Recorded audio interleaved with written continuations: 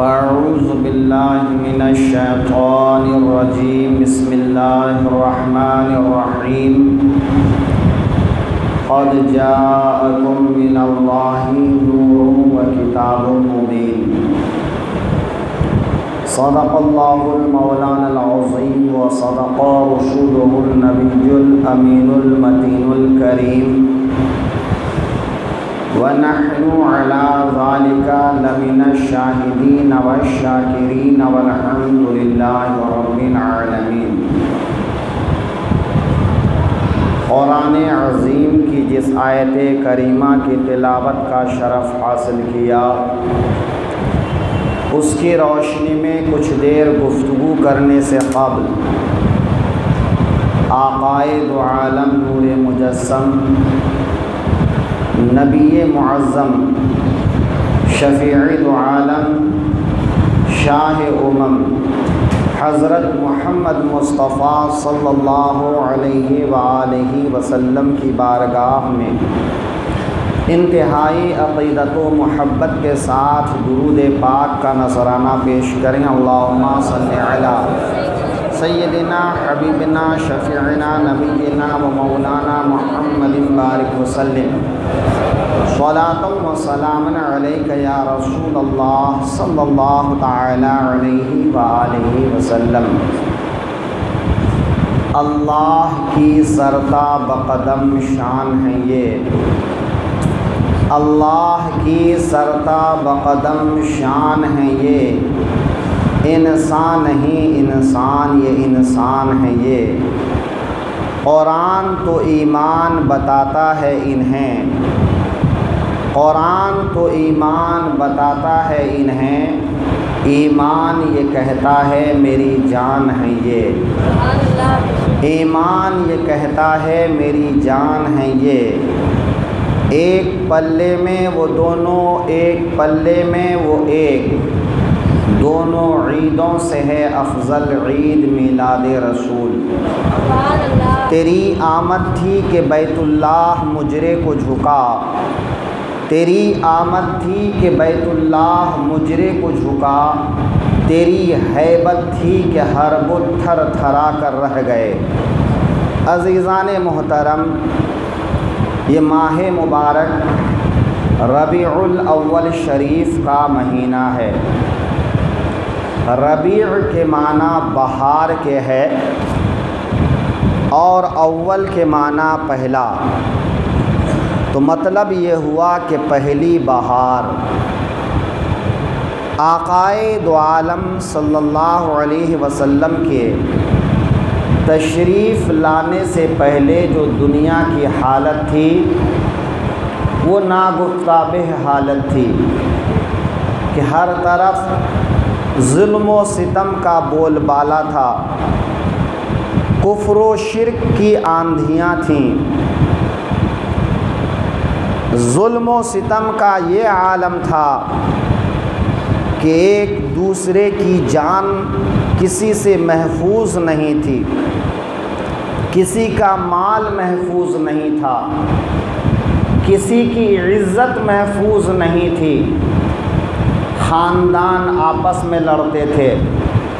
قبائل آپس میں لڑتے تھے، ایک دوسرے قبیلے سے جنگ چھڑ جاتی تو صدیوں تک جنگ چلی آتی۔ اوس و خزرج کا بڑا مشہور دو قبیلہ، جب ان دونوں قبیلوں کے بیچ میں جنگ چھڑی ہے تو 100 سال سے زیادہ تک یہ جنگ جاری رہی ہے۔ تو اب آپ سمجھ سکتے ہیں کہ انسان کی زندگی کی کیا قیمت تھی، انسان کی عزت کی کیا قیمت تھی، انسان کا مال کس قدر غیر محفوظ تھا۔ حد تو یہ ہے کہ اگر کسی کے گھر بیٹیاں پیدا ہوتیں تو ایک باپ اپنے ہاتھوں سے اپنی بیٹی کو زندہ دفن کر دیتا۔ آخر وہ زمانہ کتنا مشکل تھا، خطرناک تھا انسان اپنی اولاد سے بے پناہ محبت کرتا ہے، لیکن اس کے باوجود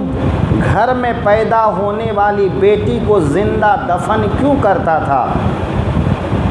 اس لیے کہ انسان نے عورت کو صرف اپنے ہاتھوں کا، اپنے ہوس کا کھلونا بنا رکھا تھا۔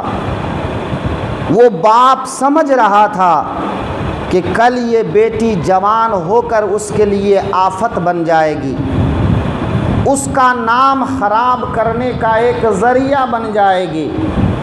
اس کی عزت و آبرو خطرے میں آ جائے گی، لہٰذا وہ چاہتے تھے کہ اس دن کے دیکھنے سے پہلے اپنے ہاتھوں سے اپنی بیٹی کا گلا گھونٹ دے۔ ایسے پرخطر دور میں آقائے دو عالم صلی اللہ علیہ وسلم کا تشریف لانا دنیا کے لیے ایک بڑی نعمت تھی، انسانوں کے لیے ایک بڑی رحمت تھی، انسانوں کے لیے ایک بڑی سکون کی چیز تھی۔ آقائے دو عالم صلی اللہ علیہ وسلم کی آمد سے پہلے عرب کے ماحول میں ایک تبدیلی آنے لگی، ایک خوشگوار سا ماحول تیار ہونے لگا۔ آقائے دو عالم صلی اللہ علیہ وسلم کی آمد سے پہلے ایک عجیب کیفیت سی محسوس ہونے لگی، جو عنقریب کسی انقلاب کی طرف اشارہ کرتی تھی۔ پھر اپنا ایمان اپنے ماں باپ پر ظاہر کرتے ہیں۔ جب اپنے ماں باپ کے سامنے وہ رسول پاک کی باتیں پیش کرتے ہیں تو ان کی ماں پوچھتی ہے، بتاؤ ان کی تعلیم کیا ہے، ان کا کہنا کیا ہے، ان کا حکم کیسا ہے؟ کہا کہ وہ کہتے ہیں نماز پڑھو، وہ کہتے ہیں سچ بولو، وہ کہتے ہیں انصاف کرو، وہ کہتے ہیں ظلم و زیادتی نہ کرو، وہ کہتے ہیں جھوٹ نہ بولو، وہ کہتے ہیں چوری نہ کرو، وہ کہتے ہیں اپنی بیٹیوں کو زندہ دفن مت کرو۔ وہ اپنی بیٹیوں کو زندہ دفن کرنے سے منع کرتے ہیں تو ان کی والدہ رو پڑتی ہیں، یہاں تک کہ ہچکیاں بن جاتی ہیں اور کہتی ہیں میں آج جو زندہ ہوں، جو میں آج تمہاری ماں بنی ہوں، اس کی وجہ یہ ہے کہ میرے والد نے کئی بیٹیوں کو دفن کیا تھا، لیکن مجھ سے بڑی بہن کو جب وہ دفن کرنے لگے اور جب دفن کرتے ہوئے اس بیٹی پر وہ مٹی ڈالنے لگے تو بیٹی نے میرے باپ کی انگلیوں کو پکڑ لیا،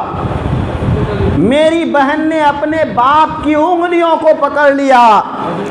اور انگلیوں کو کھینچ کر اپنے منہ میں لیا اور اپنے باپ کی انگلیوں کو ایسے چوسنے لگی جیسے وہ اپنے ماں کے جسم سے دودھ پیتی ہیں۔ میرے والد کے انگلی کو میری بہن نے اس طرح چوسا، کیسا محسوس ہو رہا تھا کہ وہ بچی دودھ پی رہی ہے۔ میرے والد نے اس بیٹی کو اٹھا کر گود میں لیا اور اپنے گھر لوٹ آئے اور بیٹیوں کے دفن کرنے سے باز آ گئے، اور میں آج اسی وجہ سے زندہ ہوں کہ میرے باپ کے دل میں بیٹی کی محبت ابھر آئی، بیٹی کی شفقت ابھر آئی۔